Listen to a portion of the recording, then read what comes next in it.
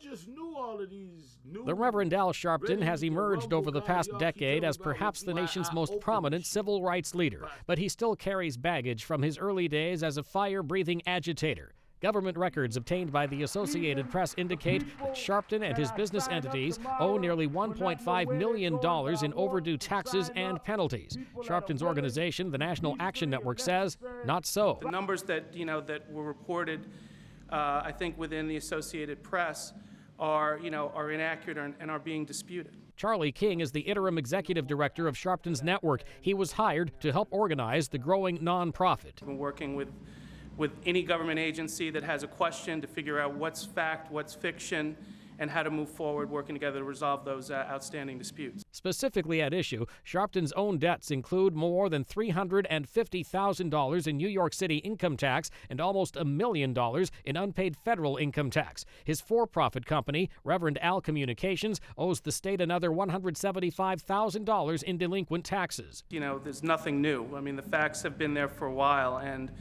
the only difference right now is the timing. Sharpton claims the government and the media are trying to bring attention to his personal issues while he conducts a national campaign to protest police brutality.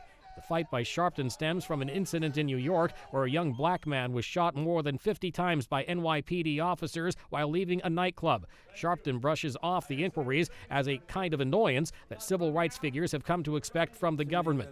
Friend and former New York Mayor Ed Koch says he supports Sharpton, but doesn't believe that the civil rights leader is being targeted. I'm simply going to say that if he's the subject of a tax audit, I would not consider that to be discrimination. As for the alleged owed taxes, we're making sure that, government wants to make sure that they get it right. We want to make sure that we get it right. Mike Gracia, The Associated Press.